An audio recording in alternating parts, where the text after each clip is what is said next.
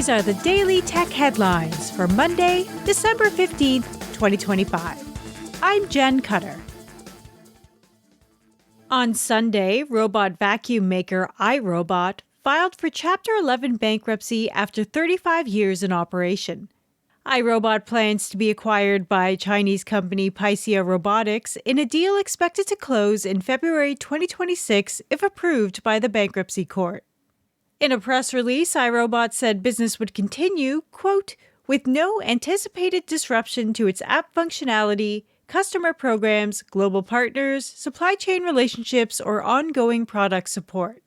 After European regulators threatened to veto an acquisition of iRobot by Amazon in 2024, the company issued a statement to investors in March 2025 about its doubt about the company's continued operations. In Reddit's lawsuit against being included in Australia's ban on social media for those under 16 years of age, Reddit said it, quote, operates as a collection of public fora arranged by subject, and this law is applied to Reddit inaccurately, since we're a forum primarily for adults, and we don't have the traditional social media features the government has taken issue with. The suit was filed on Friday against the Commonwealth of Australia and its Minister of Communications, also claiming the new law infringes the implied freedom of political communication.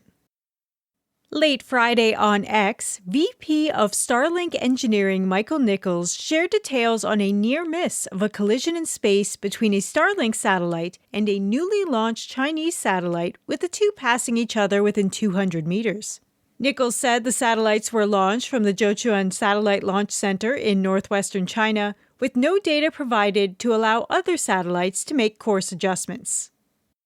Amazon is rolling out a feature to the Kindle iOS app called Ask This Book, using AI to answer questions about books in the Kindle library. Amazon has not disclosed how many books the feature currently works with, other than thousands of English-language bestsellers. Reactor, rebranded from Tor.com in 2024, reports an Amazon spokesperson said, quote, to ensure a consistent reading experience, the feature is always on, and there is no option for authors or publishers to opt titles out. The feature is expected to roll out to Android and physical Kindle devices in 2026. Last week, Google removed dozens of YouTube videos featuring AI-generated Disney IPs after previously receiving a cease and desist letter claiming Google is using AI to engage in copyright infringement on a massive scale. Variety reports seeing the letter, which specifically calls out not just YouTube hosting the videos, but that Google used copyrighted works to train video generation for Nano Banana and Veo. Disney has previously challenged Character AI and Midjourney over AI copyright infringement, and last week Disney announced the deal with OpenAI to bring Disney characters to Sora and ChatGPT. Uber launched its own yearly wrap-up for users called Uber, Y-O-U-B-E-R. Starting today, U.S. customers of Uber and Uber Eats have access to the feature, offering details like if users are in the top 1% of a particular restaurant's customers, how often Uber Comfort was requested, and be assigned an Uber personality profile.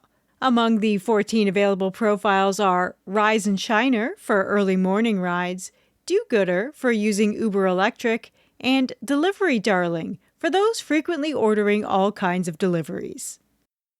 X added widgets for iOS, which were first showed back at WWDC 20 over 5 years ago.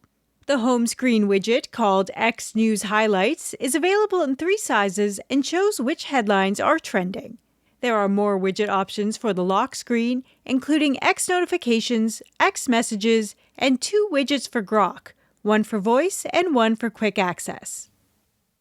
And Chinese handheld gaming manufacturer Ayaneo announced a Kickstarter for a Pocket Play smartphone, resembling the old Sony Ericsson Xperia Play, with a slide-out panel featuring a controller.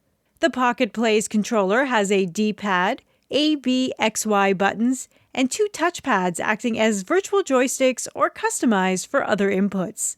This will be Ayaneo's first smartphone, and no specs or potential price are available at this time, with the Kickstarter's launch coming soon. For more discussion on the tech news of the day, subscribe to the Daily Tech News Show at dailytechnewsshow.com, where you can also find the show notes and links to every headline. Please remember to rate and review Daily Tech Headlines on your podcast service of choice. From everyone here at Daily Tech Headlines, thanks for listening.